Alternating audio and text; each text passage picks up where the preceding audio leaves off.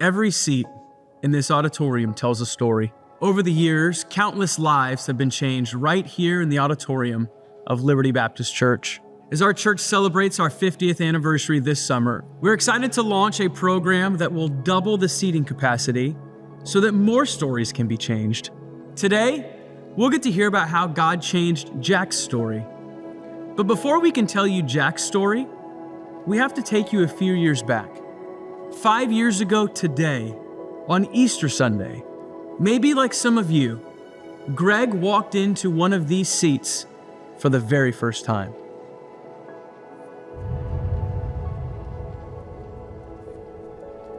My name is Greg Logow. I've been at Liberty since April of 2021. Prior to Liberty, I would describe my life as very much what the world would say is the American dream. On Easter Sunday in 2021, I decided to attend church with my family. Pastor was speaking or preaching on doubting Thomas.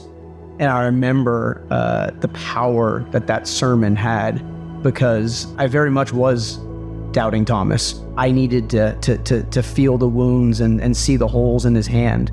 And I remember that if God had enough patience for someone that had seen all the miracles that he'd performed and still had that kind of doubt, that he had enough patience to accept and love me. I remember at the end of that service accepting Jesus, not knowing where that would lead me, the impact that would have in my life, but feeling an unbelievable peace when I made that decision to do so. Ecclesiastes 3:11 teaches us that God sets an eternity in our heart, which means that there is something greater inside of us. There's a greater purpose for us. And for me, God showed me what that was. He wants me to share his truth with people. So my life has become a lot more about fulfilling the purpose that he has for me and sharing his truth with other people.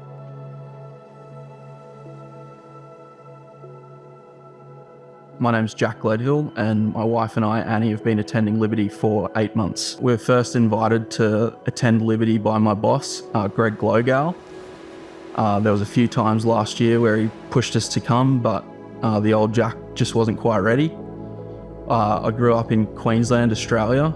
Grew up going to church with Mum, but as soon as I could get out and get on the boat and get a car license, church was pretty much put on the back burner for me. I moved to Florida full-time at the start of 2020, and in that time it was the first meeting with Greg here in Southern California. At the end of 2023, Greg made a phone call and said, "Do you want to come and work for us full-time?" Looking back at it now, God made it pretty easy to make that move for us. 2025 was a very tough year for Annie and I as a young married couple.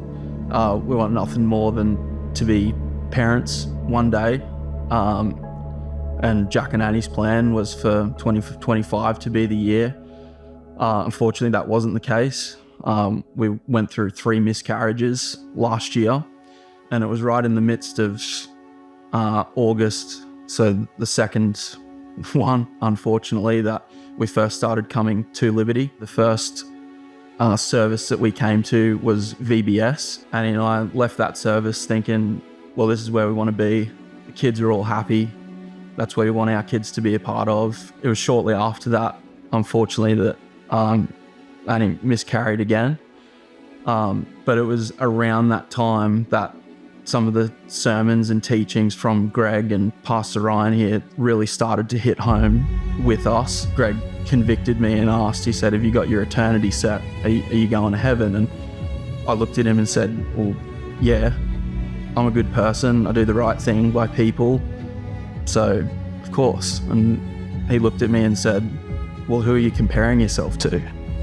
And for me, that was a real light bulb moment on, well, comparing myself to bad people that don't do the right thing. And he was very direct in saying, look, there's only one person that you really need to compare yourself to, and that's Jesus Christ. Coming to church for a month, got to know Pastor Mike. He said, are you willing to accept Jesus Christ as your Lord and Savior?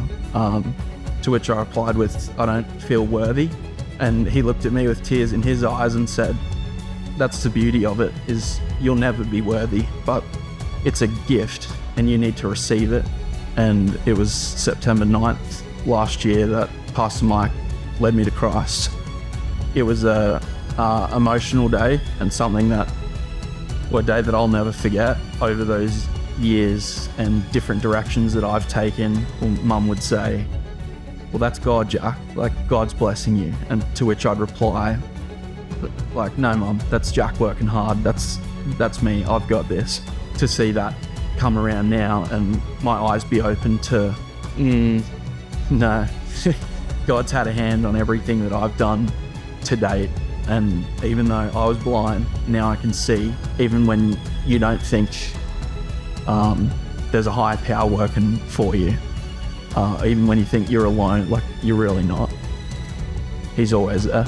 After all the trials and doubts and tears last year, on the day that I'm getting baptized, excited to tell everyone that Annie and I are expecting a little boy in September. So she's 16 weeks pregnant. When we found out earlier this year, God spoke to me and said, you've got no idea the plans I've got for you.